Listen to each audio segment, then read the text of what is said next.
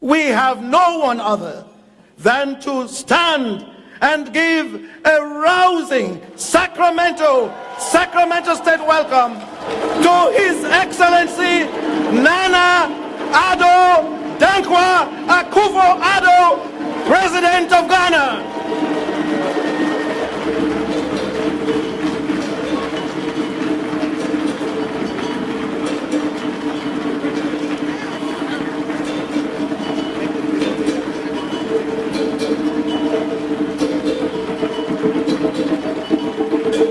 On behalf of the California Legislative Black Caucus, we would like to present this resolution to the President of Ghana, Honorable Nana Akuffo Addo. Thank you.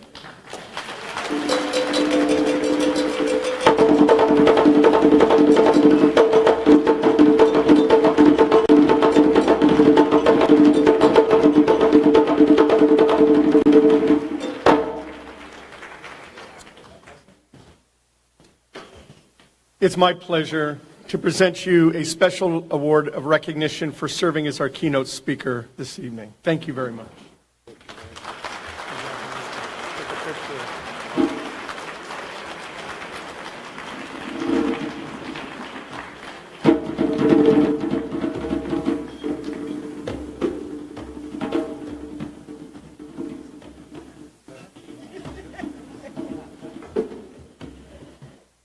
And this is the 2018 Peace Leadership Award for promoting model Africa-centered leadership under the rule of law and demonstrable contributions to peace and justice. April 28, 2018.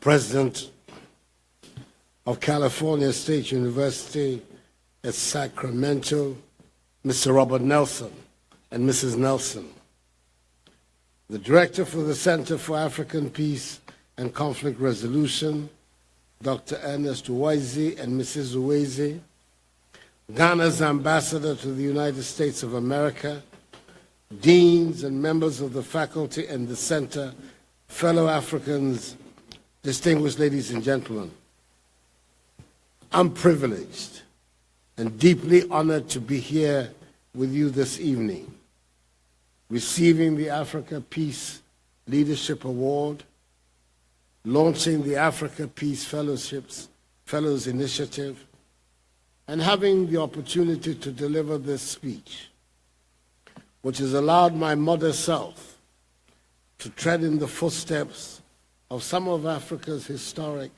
and notable leaders, such as the first president of independent Zambia, Kenneth Kaunda, the much lamented, recently departed Winnie Madikizela Mandela, described as the voice of defiance by the President of South Africa, His Excellency Cyril Ramaphosa, and the President of Rwanda, His Excellency Paul Kagame, the current chair of the African Union. I applaud the excellent relationship between the Center for African Peace and Conflict Resolution at this university and Ghana's premier university, my alma mater, the University of Ghana, in the promotion inter alia of alternative dispute resolution in Ghana's judicial system. I have perforce to use this occasion also to express the gratitude of the Ghanaian people for the honor you did Georgina Wood, a historic figure of our country, who was not only Ghana's first female Chief Justice, but also her longest-serving Chief Justice. Ladies and gentlemen, there cannot be a greater incentive for a person in my position than to have to remember always that peace is one of the most critical ingredients that is needed in all our efforts to make Africa successful. Hence the relevance of my theme, building the next generation of African peace leaders. There are many things going for us on our continent. Some of the most dramatic natural scenes of this planet are on the African continent. We have grand rivers and breathtaking mountains. We have plants and animals that have no equal anywhere else in the world. We have every mineral that mankind lusts after and which is required to run a modern economy. Our continent is in possession of 30% of the Earth's remaining mineral resources. Some of the most talented people are from Africa.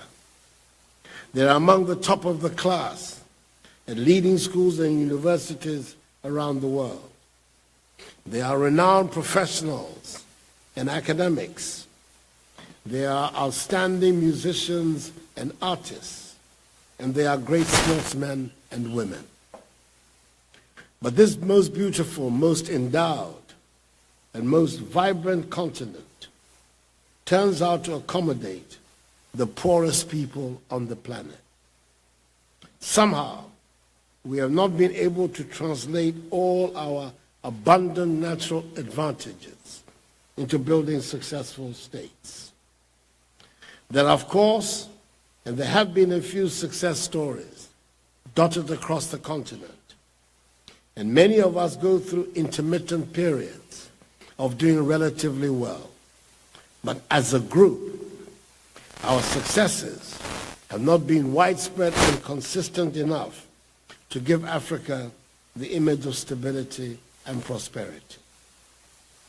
The first lesson we have to learn is that there might be 54 independent countries on the continent, but when there is unrest or a war in one or two of those countries, get the image of instability. Let me give you one painful example to illustrate this point. You would all remember the Ebola outbreak in February 2014. It affected essentially 3 countries in West Africa. Now, I do not in any way seek to downplay the seriousness of that sad event. It ravaged 3 countries, but the bitter toll it took went way beyond those 3 countries. All of us in that neighborhood felt the effects. Reduction in travel to the region, a general reluctance to deal with our countries, a rise in the difficulties faced by our citizens at the borders of countries where they went. And I dare say, even nationals from countries very far from these 3 countries felt the stigma once they were African. Ladies and gentlemen, the truth is that peace, freedom, and prosperity walk in tandem. I might add, the respect is often the unstated but constant companion of peace, freedom, and prosperity. And whenever these 3 go, respect always follows. When a country is peaceful, free, and prosperous, it is respected. If the African continent is to take its rightful place in the world, it has to shed its image of instability and overcome the wars that have plagued us for so long. Those who seek to play meaningful leadership roles in Africa will necessarily have to prioritize the establishment of a peaceful atmosphere on the continent. I do not talk here about the peace that we find in the cemetery, nor do I wish for us the security of the bonded slave market. The peoples of the African continent are vibrant, even loud people, and long may that continue. I am talking about taking advantage of the dynamism and the youthful exuberance of the people to build the orderly and prosperous societies that promote peace. I'm talking about building the free societies that promote the spirit of competition, and at the same time recognize that there will always be some that require the safety nets provided by humane and civilized societies.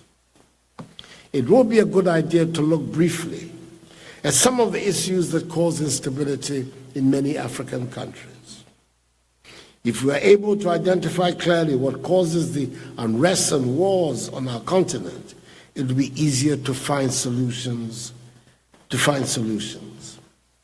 For a continent where political independence was necessarily characterized by a language of struggle and war, it is a crying shame that many countries have had more violence and instability after independence and liberation than during the struggles and wars that brought independence.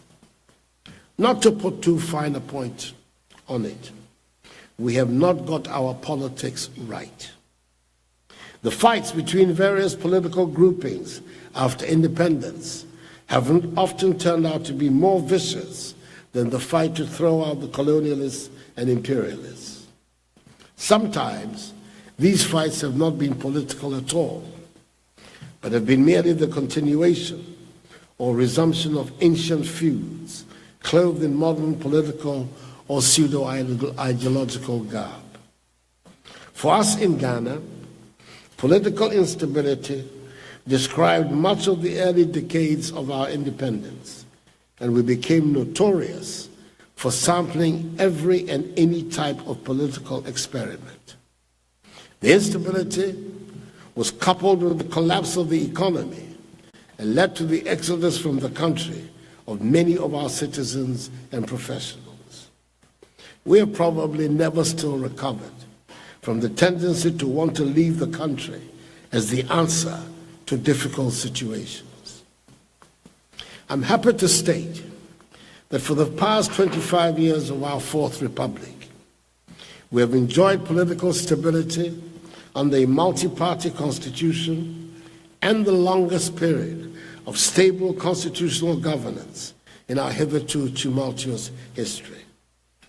The separation of powers is now a real phenomenon in Ghanaian life, promoting accountable governance. The fight against corruption has gone beyond propaganda and is demanding of public officials higher levels of acceptable conduct. Efficient public services are now within reach. We have in this period experienced through the ballot box the transfer of power from one ruling political party to another on 3 occasions in conditions of peace and stability, without threatening the foundations of the state. The Ghanaian people have manifested in this area their deep attachment to the principles of democratic accountability, respect for individual liberties and human rights, and the rule of law. It has also brought with it more or less systematic economic growth and boosted immensely our self-confidence. We are nowhere near where we ought to be, of course, especially if you consider that we have just celebrated our 61st independence anniversary. But we are able to say that we are making significant progress. For the first time in a long while, young people can make long-term plans and live out their dreams without interruption. In much the same way, businesses can think ahead, begin to think big, and be certain that the laws of the country are not subject to capricious changes. We are all much more relaxed in the knowledge that we live under a regime of rule of law and that when disputes arise, as they would in all human endeavors, they would be settled fairly. We have not got to this stage easily and without difficulties. If I were pressed, I would mention in particular the electoral process as the greatest source of potential instability. The trigger for many wars and disputes around the continent can be traced to the dissatisfaction with the conduct of elections. We in Ghana have gone through our own traumas about elections. There have been boycotts, there's been anger, and there's even been a famous election petition before the courts. I cannot say we have a totally reliable electoral system yet, but it is improving every time and deserving of the growing confidence of the people. We look on with some anxiety at the goings-on in the United States of America when we hear about the integrity of our famed electoral process being questioned. It is enough to say we're watching these events keenly. We know that the electoral process remains for many African countries one of the weak links that pose security threats to our democracies and the stability of our governance. But there is nothing quite as potentially toxic on the African continent as the problem of job creation. If anybody is going to be a peace leader in Africa, that person better pay attention to the bubbling volcano that is the army of young unemployed. Some of the statistics are both frightening and full of promise. The World Bank tells us that in 40 African countries, over 50% of the population is under the age of 20. Indeed, the median age across the continent is stated to be 19 years and 5 months. That is a lot of young people who will all be needing jobs. That is also a lot of young energy that can be mobilized for the development of the continent. We are not going to make any progress in creating jobs and enhancing incomes if we continue trying to run our economies along the lines fashioned by the colonialists, which is to export raw commodities without adding value and importing manufactured goods from their industry. Ladies and gentlemen, in order to succeed in creating jobs, there is the critical problem of providing quality education for our young people. They have to be educated and equipped with the requisite skills to enable them to compete in today's world. Today, we live in a world where the child being educated in Kumasi in Ghana must see as his or her competitor the child born about the same time here in California in the United States. That is why my government is making sure that the Ghanaian child, through our free senior high school policy, gains access to a minimum of secondary school education. Already, the free senior high school policy, introduced for the first time by my government last September, has resulted in 90,000 more students gaining access to senior high school in 2017 than they did in 2016.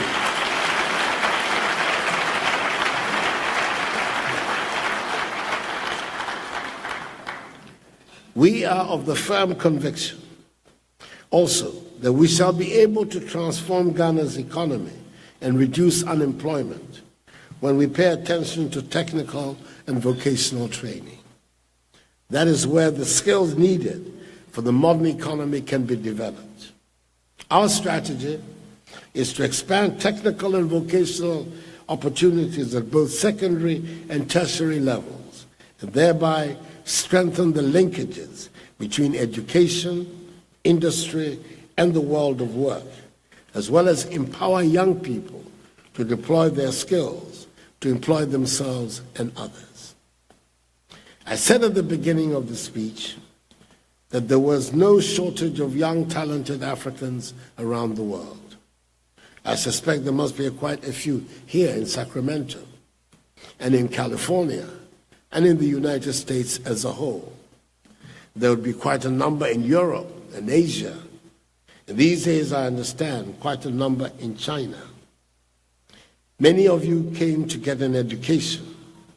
Some of you were born to parents who had come here to get an education and never went back home. I'm sure Africa is happy to provide the world with talent and help develop the parts of the world where Africans find themselves. But Africans should never forget that no matter how well you're doing in the diaspora, ultimately you'll be judged by the state of the continent as it is today. You might never have been there.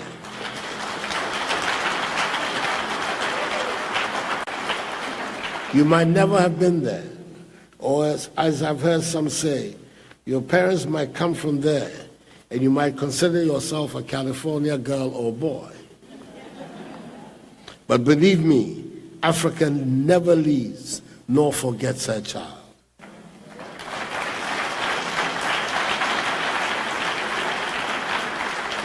I take it that you retain a healthy interest in the continent, for why else would you be a part of a Center for African Peace and Conflict Resolution event here in Sacramento?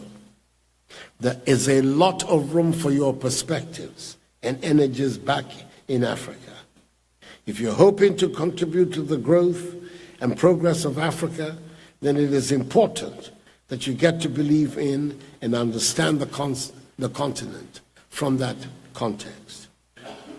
The impact of a successful Africa on the image and standing of Africans in the diaspora applies with equal force to the image and standing of her sons and daughters who go by the name African Americans, and indeed to all her children in the Americas and the Caribbean.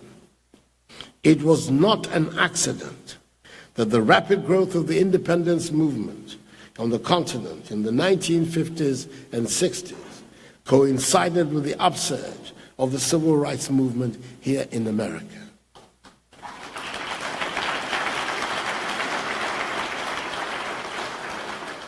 Indeed, famously, Dr. Martin Luther King, Mrs. Coretta Scott King, Philip Randolph, Adam Clayton Powell, Ralph Bunche, and Horace Mann were present at the historic ceremony on 6 March 1957 in Accra, 61 years ago, when Ghana celebrated first President Kwame Nkrumah hoisted the flag of the Black Star to announce the rebirth of the first independent ex-colonial black nation south of the Sahara.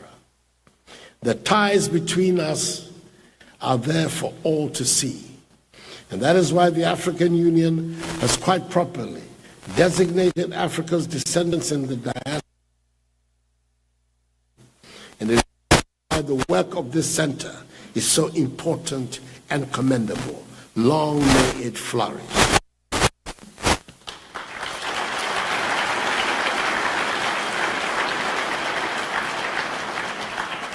Ladies and gentlemen, I'm sure you know, because it is no secret, that I'm insistent on the African capacity to be self-reliant. In the 16 months that it has been my privilege and honor to lead my country, I've been advocating for a Ghana and indeed an Africa beyond aid. Simply put, I just want us to have more self-confidence and accept that we shall never reach the level of development we aspire to by relying on aid or external assistance, no matter how generous.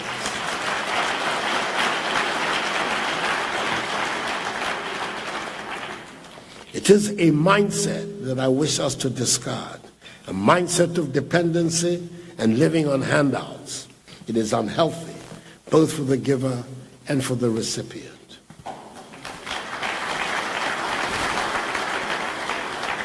The next generation of African leaders would have to understand that they cannot draw up their national budgets with the expectation that a percentage of revenue will be coming from donor nations.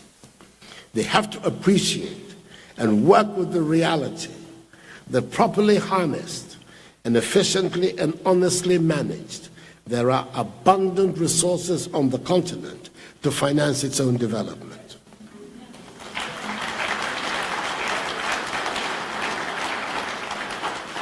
We have been told by the highly respected former president of South Africa, Thabo Mbeki, that Africa is losing annually more than 50 billion United States dollars through illicit financial outflows. He revealed further that between 2000 and 2008, 252 billion United States dollars, representing 56% of the illicit flow of funds from the continent, was from the extractive industries, including mining. Even though these illicit outflows are the work mainly of those who come ostensibly to do business with us, we cannot escape the fact that there are some Africans who are complicit in these criminal undertakings.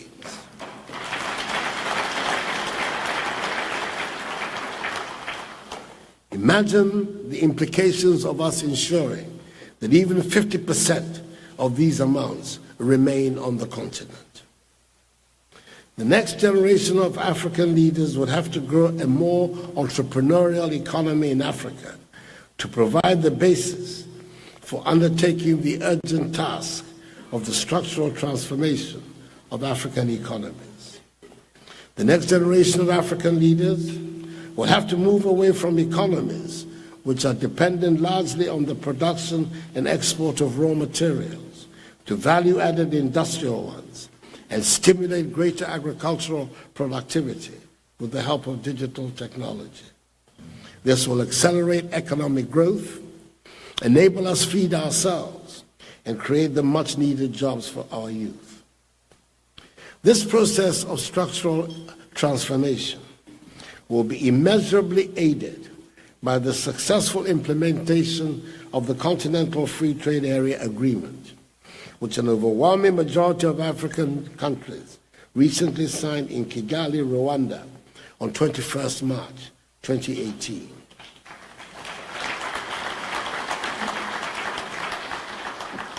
"22 countries need to ratify it to bring it into effect. I'm happy to inform you that Ghana's parliament ratified it by bipartisan support 2 days ago, on Thursday, 26th of April. The success of the free trade area would mean that the era of low volumes of intercontinental trade that have defined the activities of the African economies will come to an end. Up till now, trade between African regions has remained low compared to other parts of the world. In 2000, intra-regional trade accounted for 10% of Africa's total trade and increased marginally to 11% in 2015. Trading amongst members of the European Union, for example, amounted to 70% in 2015.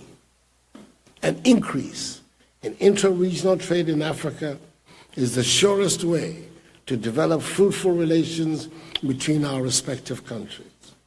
It will mean a rapid increase in exchanges of our agricultural, financial, industrial, scientific, and technological products, which will enhance dramatically our attainment of prosperity and the prospects of employment for the broad masses of Africans, particularly our youth. Our economies will then be shaped not by the production and export of raw materials, but by the things we make. There are new problems that demand urgent and imaginative solutions. The beautiful lands and rivers I spoke about are under threat. We are degrading our environment at an alarming rate.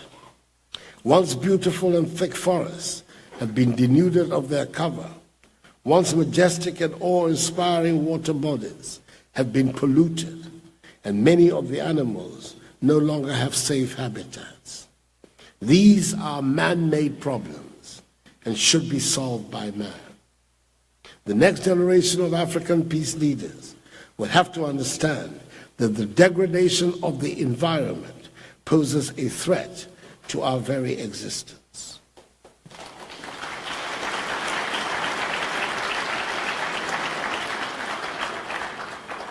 The new generation of African leaders must pay strict attention within the confines of the African Union's Agenda 2063, titled The Africa We Want, to the implementation of the 2030 United Nations Sustainable Development Goals. They represent the most ambitious plan the global community has yet devised to eradicate global poverty and hopefully leave no one behind. There is no group of peoples with a greater stake in the realization of the SDGs than the African peoples, for reasons that are self-evident.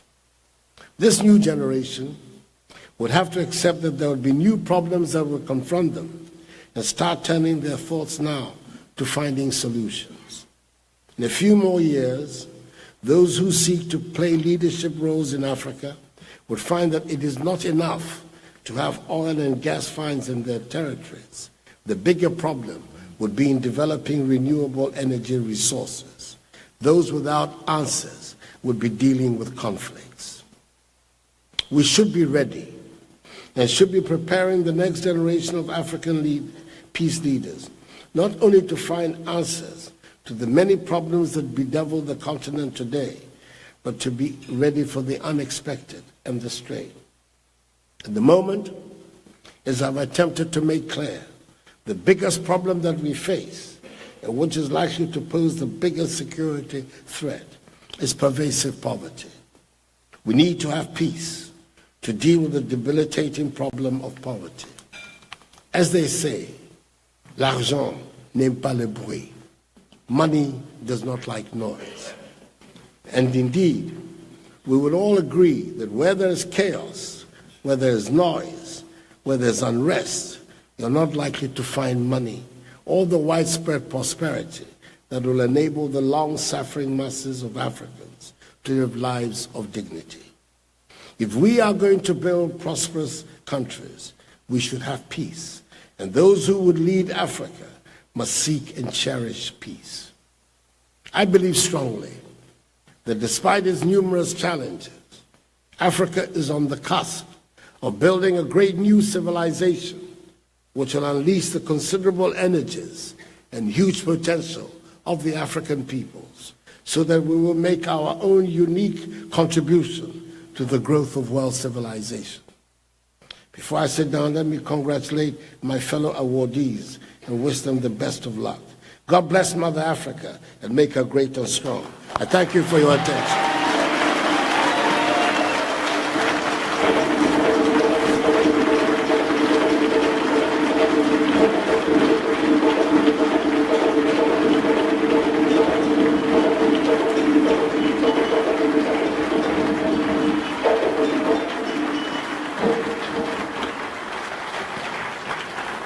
Thank you very much. His Excellency Nana Addo Dankwa Akuffo Addo, President of the Republic of Ghana. It is now my... is the President at his seat? Yes, please be seated. Okay. We are soon wrapping up the formal part of this program. We're going to get a vote of thanks and acknowledgement. And as it is the tradition of this conference, we will have a group of individuals who will come up to take photographs on stage with President Nana Akuffo Addo. And then, Mr. President, I don't know if anyone told you this, but we never let our keynote speaker go without opening the dance floor.